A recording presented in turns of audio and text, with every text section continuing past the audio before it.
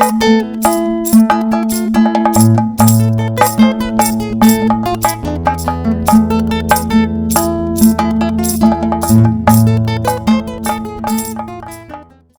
ali também as pessoas talentosas, né, que são cheias do Espírito Eterno, para fazer a arte, para fazer serviços que envolvem uma habilidade manual. E eles foram... São poucas as pessoas na Torá, é dito que elas eram cheias do Espírito. Isso não era uma coisa comum que toda a congregação era cheia do Espírito. A Torá e os profetas, eles citam que uma pessoa ou outra ela era cheia do Espírito. No caso, nós temos ali Betsalel e Aholiab, que tinham essa característica. Eles eram cheios do Espírito de sabedoria para desempenhar esse papel de arte. Ali na confecção dos elementos, né, do candelabro, né, da mesa, do altar. E aí temos os materiais, né, a cobertura de peles, as tábuas, os véus, as colunas, a mesa dos pães, o candelabro, o pátio, a iluminação de todos os elementos. E finalmente nós temos então a entrega do Mishkan. O Mishkan é levantado, ele fica pronto. E aí nós temos aquele momento, o ápice, que finaliza, e nós temos aqui uma finalização gloriosa, né, para o livro de Shemot, né, quando a Shekinah do Eterno, aquela manifestação divina, que é até difícil de a gente descrever como ela era, ela paira assim sobre o lugar santíssimo, né, do Mishkan. E aí nós temos essa presença do Eterno repousando ali e fazendo como se fosse um portal ali entre os céus e a terra, né? Essa ponte assim, em que os céus e a terra se unem nesse local geográfico. E isso daí também acontece no Beit HaMikdash, quando Salomão ele termina o Beit HaMikdash, essa mesma Shekinah ela pousa ali, né? Isso é muito interessante. Mas nós vamos nos ater a alguns elementos que nos chamam a atenção. Quando a gente lê essas duas parashot, elas, em algum momento, elas parecem um pouco cansativas. Porque são muitas descrições ali, até quando a gente lê o que é a Haftarah, ela fica um pouco monótona, porque ele fala das medidas, do tamanho do item, do material que ele era feito, aí começa a repetir isso, e aí você tende a até ficar um pouco sonolento lendo isso. Mas até nesses detalhes descritivos, tem segredos escondidos. Então vamos ver algumas coisas aqui. Por exemplo, na Parashá Vayekhel nós vemos bastante os materiais, né? Então a arte ali envolvida, revestimentos, né? As cortinas, né? As delimitações ali do espaço do Mishkan e as coberturas. Isso daqui, então, está muito presente. Se você pegar a Parashá ali, você vai ler, vai notar isso. Já na Parashá Pekudei, nós temos algumas coisas diferentes. Nós temos um detalhamento das vestes sacerdotais, o que chama atenção porque nós estamos falando do Mishkan. Então, nós estamos falando ali das colunas, das tábuas, do candelabro, da mesa dos pães, do altar de sacrifícios, da arca da aliança, que são elementos do tabernáculo. Mas aí que nós temos das vestes sacerdotais, que é um elemento que não faz parte assim, dessa parte do Mishkan, é uma parte do Kohen. E aí nós vamos ter esses materiais aqui, ó, que os Kohanim eles utilizam nas vestes. O Kohanim e o Kohen Hagadol, né? Então, azul, púrpura, escarlate, linho fino e ouro. Esses materiais vocês vão encontrar extensivamente nessas duas parashot. Azul, púrpura, escarlate, linho fino e ouro. Também tem alguns outros elementos como prata e bronze. Mas esses aqui ficam em destaque, eles aparecem mais. Tem a madeira também, né, dos móveis. Então, as vestes sacerdotais, elas são, principalmente a do Kohen Hagadol, elas são compostas por esses materiais: azul, púrpura, escarlate, linho fino e ouro. Já é interessante que esses mesmos materiais que foram ofertados pela comunidade e que Betsalel e Aholiab, eles eram especialistas em trabalhar com esses materiais, eles também são utilizados para a confecção do Mishkan e dos materiais. Então, se a gente pegar lá Êxodo 36, versos 8, 35, capítulo 37 inteiro, e o capítulo 38, 16 e 18, nós vamos ver isso, dentre outras passagens. Então, aqui só o título de comparação, eu peguei aqui uma imagem, né, um desenho, uma pintura de um Kohen Gadol. Notem as cores das vestes deles. Então, a gente tem ali o púrpura, carmesim, azul e ouro. E o linho fino. Interessante é que se você comparar ali essa tenda do Mishkan e o Kohen, são as mesmas cores e os mesmos materiais. Linho fino, púrpura, carmesim e ouro. Então parece que o Mishkan e o Kohen, eles têm um ponto em comum aí. Então aqui uma outra imagem, ali você vê o Kohen Gadol na frente. Você veja como a roupa dele é muito parecida com o próprio ambiente ali interno. E veja como ele é bonito, né? A parte interna ali, todo cheio de ouro e púrpura, carmesim e azul. Então parece que o Kohen ele se mistura, né? Ele se funde com os elementos do Mishkan. Como se ele estivesse fazendo parte, interagindo, e fosse uma coisa só. Então, o sacerdote possui uma vestimenta que tem os mesmos materiais usados para confeccionar o Mishkan. Então, o Mishkan ele usa uma roupa, né, similar à vestimenta do Kohen Gadol.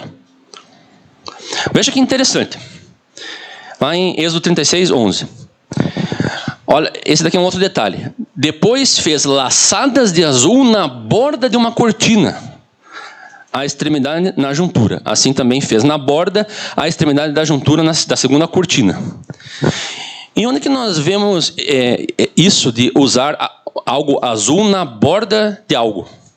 No mandamento do Tzitzit, que vai aparecer lá em Números 15, 38. Fala aos filhos de Israel e diz-lhes que nas bordas das suas vestes façam franjas para suas gerações, e nas franjas das bordas ponham um cordão azul. Olha que interessante, o Mishkan também usa um azul na borda da sua veste. Então o Mishkan também usa o Tzitzit. Falando em linguagem figurada. Mas a Parashá começa com o Shabat. O que o Shabat tem a ver com tudo isso?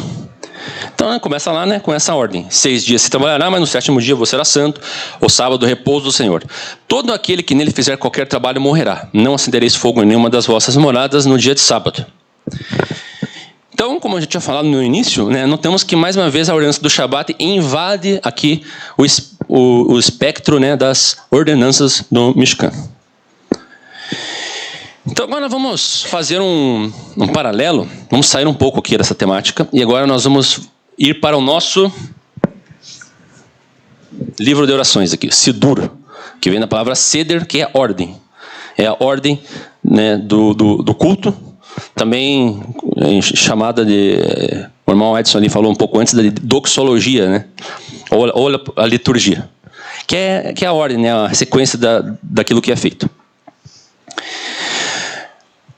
Na leitura da Haftarah, que como eu falei mais cedo, ela significa despedida, porque é a última leitura que é feita no serviço, existe uma bênção que ela é lida, é a última bênção que é lida depois da leitura da Haftarah, que nós não fizemos hoje, nós não temos o costume de fazer, mas quem sabe possamos fazer daqui para frente.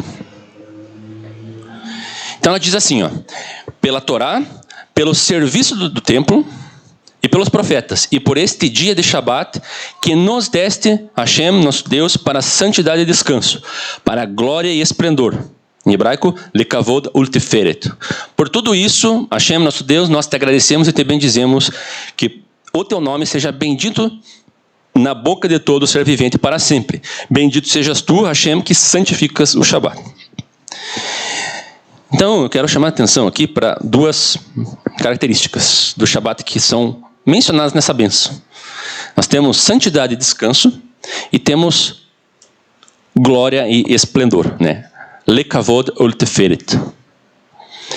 Santidade e descanso, nós já estamos habituados com essa característica que é atribuída ao Shabat, porque o Shabat nós sabemos que é um dia santificado e que é o dia de descanso.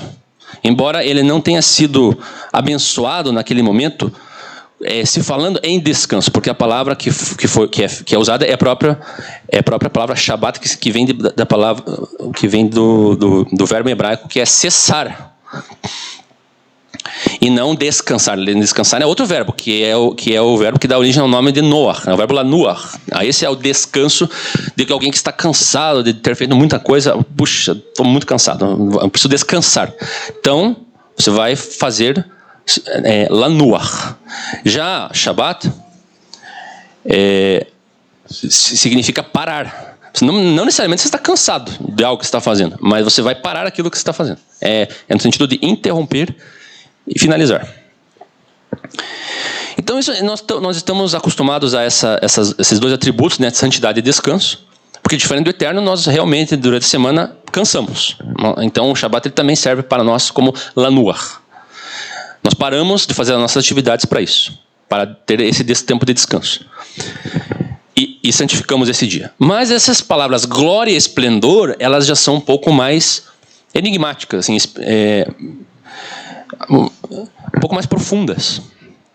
Glória e esplendor, lekavod ulteferet. E onde que nós vemos isso na Torá? Fazendo menção aqui. Primeiro, nós vemos que aqui nessa bênção, o Shabat ele foi classificado como um dia de kavod ulteferet. Mas onde na Torá nós temos esse termo kavod ulteferet fazendo referência? Ele faz referência a quê?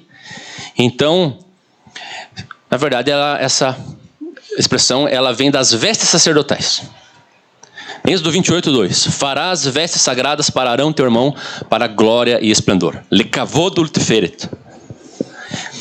E também para os filhos de Arão, né? Não o sumo sacerdote, mas os sacerdotes, apenas os Kohanim. E para os filhos de Arão farás túnicas, far-lhe-ás faixas e gorros, lhe farás para glória e esplendor. Lekavod ulteferet. Temos também essa palavra tiferet, que ela é uma palavra que não é muito comum ela aparecer na Torá. E ela aparece lá em Deuteronômio 26:19. Para assim te exaltar sobre todas as nações que criou, para louvar e para fama e para tiferet, para glória, e para que sejas um povo santo ao Senhor teu Deus, como tem falado.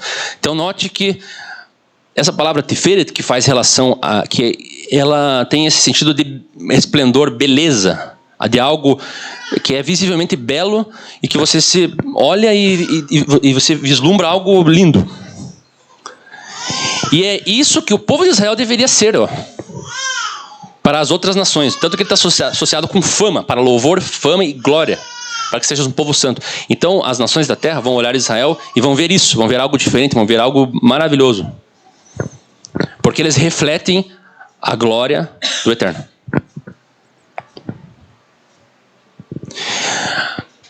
Nos aprofundando um pouco nisso, nós temos esse comentarista do século XI, o Rabi Tuvia ben Eliezer. Então ele explica em seu comentário Lekatov, Êxodo 28:2. Para esplendor aos olhos de todo Israel, para tornar conhecido que Deus o escolheu. No caso ali, Arão, por ele ser o Kohen Gadol. E o termo kavod, glória, aparece muito mais frequentemente na Torá. E geralmente está associado, então, com essa manifestação divina junto ao seu povo. Como nós vemos ali na conclusão do Mishkan, que é aquela glória do Eterno, então ela se manifesta. Então o ponto da frase em Êxodo 28 parece ser que, ao usar essa roupa especial, os sacerdotes se destacarão não apenas como imponentes, mas então eles vão começar a resplandecer a própria divindade. Não que eles vão ser alguma espécie de Deus ali, ser idolatrados, mas que eles vão refletir, através também da sua vestimenta, algo muito diferente, muito especial, em que as pessoas vão olhar com temor aquilo. Então a vestimenta contribui com esse sentimento de santidade e referência que os israelitas deviam sentir em relação ao serviço no tabernáculo. Mas e o Shabat? O que o Shabat tem a ver com isso? Como essa expressão lekavod tiferet, que faz referência a essas vestes sacerdotais, como ela foi parar no Sidur sobre o Shabat? E aí, uma dica para encontrarmos essa resposta está em Isaías 58:13, que diz assim, e essa passagem é muito forte, ela é muito profunda. É um chamado de atenção que o Eterno fala, porque o Eterno, repetidamente, ele lembra disso para o povo de Israel. Se desviares o teu pé do sábado de fazeres a tua vontade no meu santo dia, e chamares ao sábado deleitoso o santo dia do Senhor, digno de glória e glorificares. Aqui ele diz assim, Merubad veribadto, Merubad veribadto, digno de glória e o glorificares, não seguindo os teus caminhos, nem pretendendo fazer a tua própria vontade, nem falares as tuas próprias palavras. Então, existe um comentário, né, sobre isso no Tratado Shabat 113b, no Talmud.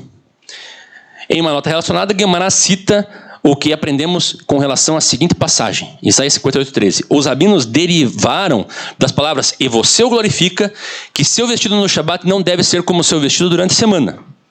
Já que o rabino Yohanan se referia às suas roupas como minha glória, indicando que roupas apropriadas são uma forma de deferência. As palavras seguir seu próprio caminho significam que sua caminhada no Shabat não deve ser como durante a semana, de cuidar de seus assuntos. Significa que é proibido lidar com seus assuntos durante a semana e falar sobre eles no Shabat. No entanto, assuntos do céu, ou seja, aqueles pertencentes a mitzvot, são permitidos. Então aqui ele está fazendo um comentário sobre como, lá no Tratado do Shabat, um tratado que se discute como deve ser feita a observação nesse dia. Então, existem muitas dúvidas que as pessoas poderiam ter.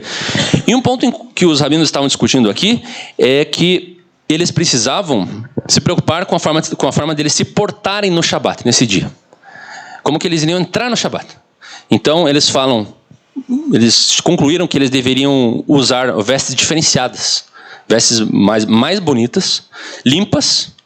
E o tipo de conversa, o tipo de questões que eles iriam conversar também tinham que ser diferenciados dos dias da semana. Então, evitar falar de negócios, de falar sobre coisas vãs, tudo tem que ser feito com um cuidado diferente. Porque nesse dia é como se você estivesse entrando num espaço celestial em que você tem que se conectar com as coisas celestiais.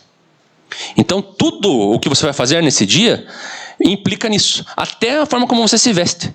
Então, você não vai se vestir as roupas dos dias da semana, a mesma roupa que você vai trabalhar, mas vai reservar uma roupa diferente, uma roupa especial. Isso está atrelado com o princípio de santidade, que já foi explicado em outras situações, que é separar algo de algo, né? Separar principalmente o profano, né, do sagrado. O Rabbi Enoch Zundel ben Yosef, no Etz Yosef, ele também faz um comentário clássico sobre o Sidur e explica que este é o significado dessa frase na Haftarah. Para a glória, como diz, e se você a glorificar e não seguir os seus caminhos, e esplendor, de acordo com, coloquem suas vestes de esplendor, ou seja, glorifique-o com roupas limpas, pois suas roupas de Shabat não devem ser iguais às roupas do dia da semana. Rabbi Enoch Zundel também conecta o uso de roupas de Shabat ao termo esplendor usado em Isaías em referência a Jerusalém antropomorfizada. Quando diz assim, desperta, ó Sião, vista-se com majestade, vista suas vestes de esplendor. Tifartecha, Jerusalém, cidade santa, né? Suas vestes de esplendor, Tifartecha. Aqui é uma metáfora, porque ele está falando de que Jerusalém iria se vestir de forma esplendorosa. Mas acredito que vocês estão entendendo o princípio.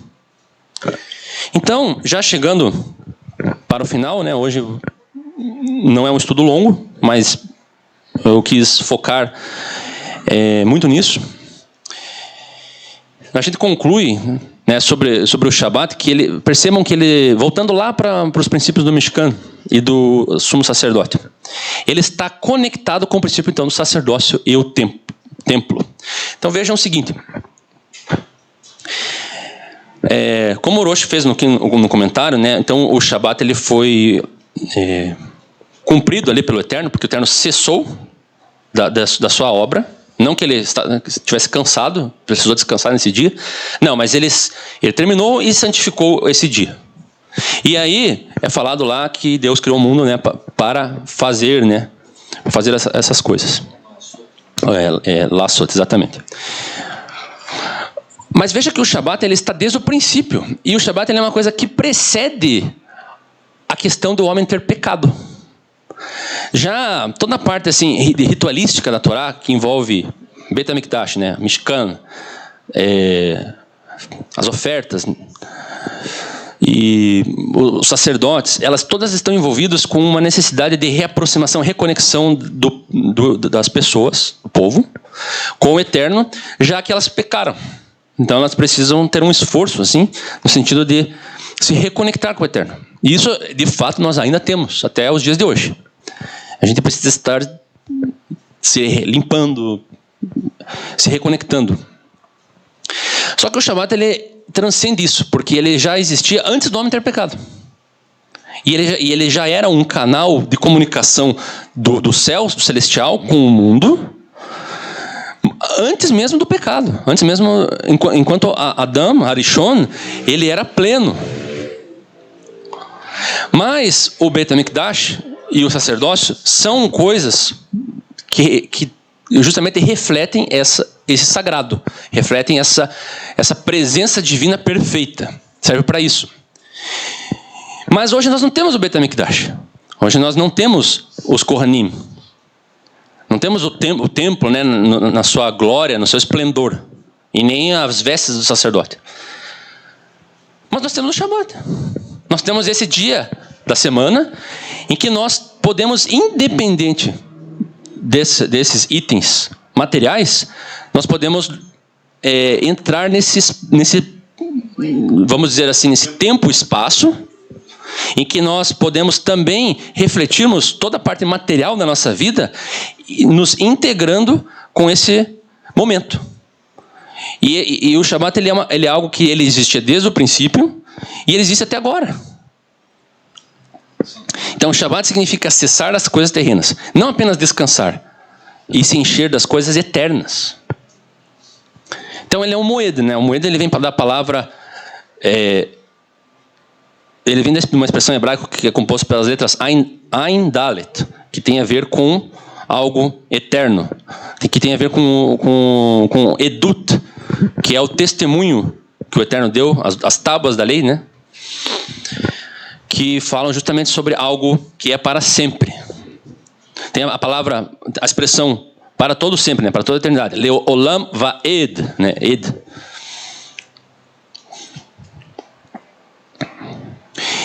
E o Shabat ele é algo também que ele, diferente de alguns outros rituais que foram estabelecidos assim especificamente para o povo de Israel, ou às vezes até para uma tribo específica, no caso a tribo de Levi, o Shabat ele é mais democrático.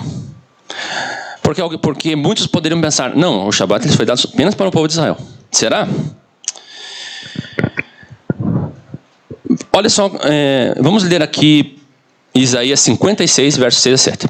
E aos filhos dos estrangeiros que se unirem ao Senhor para o servirem e para amarem o nome do Senhor e para serem seus servos, todos os que guardarem o sábado não profanando e os que abraçarem a minha aliança, também os levarei ao Monte Santo.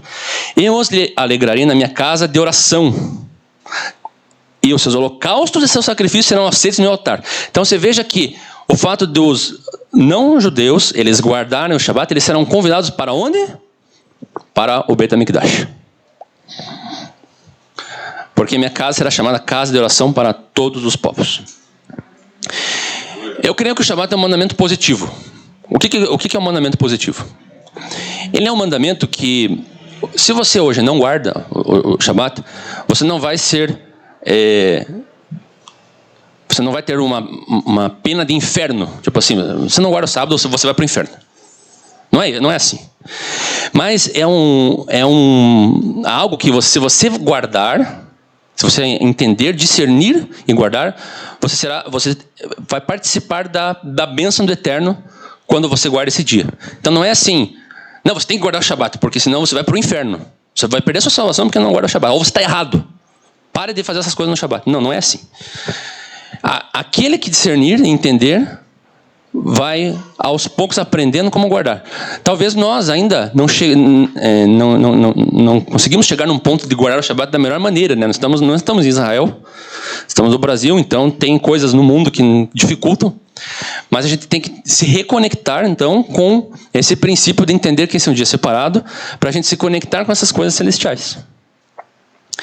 E só último detalhe, eu gostaria de falar das vestes. Então eu vejo que até a nossa vestimenta ela deve refletir o cuidado que a gente tem com como nós nos guardamos nesse dia. Temos também a ideia abstrata, né, de vestir o Shabat com glória e esplendor. Então a gente dedicar esse dia para que as pessoas pensem, nossa, aquela pessoa no Shabat ela é diferente para ela. Ela não faz as mesmas coisas que ela faz. E que bonito isso. Que diferente, que legal. As pessoas têm que ter essa ideia. E não você trazer uma ideia para os outros de que o Shabat é um dia de fardo, um dia assim, que você tem que se abster de um monte de coisas, que vai ser até complicado, né? Porque daí como é que você vai trazer essa ideia de que o Shabat ele é um dia de glória e esplendor? Porque isso tem que ser visual, né? Isso tem que ser visível para as pessoas. Com relação ao vestuário ainda, nós vemos aqui também que o judaísmo ele tem algumas peças de vestuário, do vestuário religioso, né? Então nós temos o talit, nós temos o kippah, o tefilim e véu, que as mulheres usam. E inclusive existem hoje, né, são feitos assim vários modelos de talit assim, que são bonitos, né? Que tem cores diferentes. Alguns são mais conservadores, né? O preto e branco. Outros têm algumas cores. Eu já vi alguns modelos de talit que tem até as cores mencionadas aqui, né? Púrpura, carmesim e azul. Eu achei muito bonito. Então, mas veja que ela é uma veste que ela é usada em momentos sagrados, né? Momentos de oração, e também ela é usada no Shabat. Então ela é um item, né? Nós temos outros itens, como o kippah, o tefilim, que o tefilim não é usado no Shabat, tem um motivo para isso, não vamos entrar nesse aspecto hoje. Mas eles são usados estritamente para essa finalidade, que é recurso de santificação, e não para a glória própria.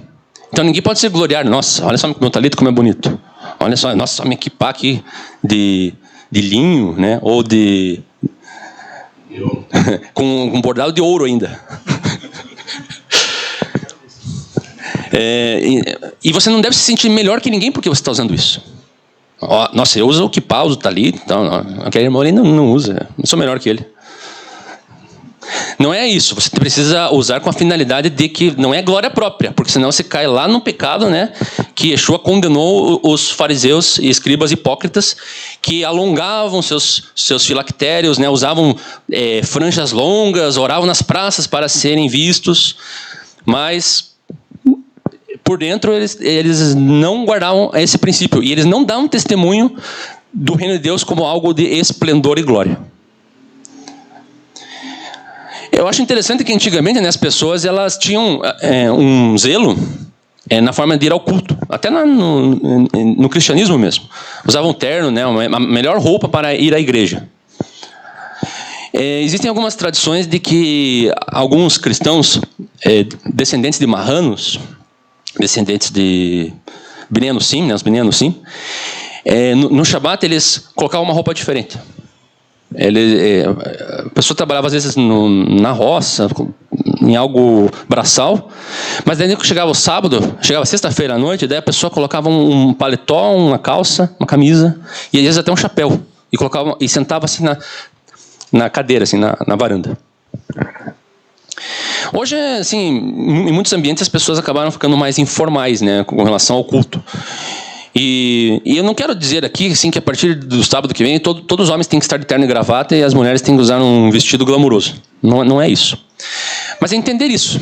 Entender a ideia que está por trás. Eu acho que ficou claro isso, né? E também, outro detalhe importante, é legal, é importante ter esse cuidado, né, de usar roupas bonitas, né, limpas, e também com recato, né, tzniut. Roupas assim que justamente vão dar a ideia de que nós somos santificados, que a gente não vai dar mau testemunho com a nossa roupa, né? Roupas indiscretas e sexualmente apelativas, né? Então isso é importante a gente considerar também. Então era essa a mensagem de hoje, né? Aí um pouco nos aprofundando aí nessa ideia aí do Shabat, nesse contexto aí Porque hoje nós não temos mais o Beit HaMikdash, não temos os Kohanim, mas não temos o Shabat ainda. E a gente pode aprender muito ainda dentro daquilo que a gente deve fazer nesse dia. Então, Shabbat Shalom a todos. Deus abençoe. Até amanhã.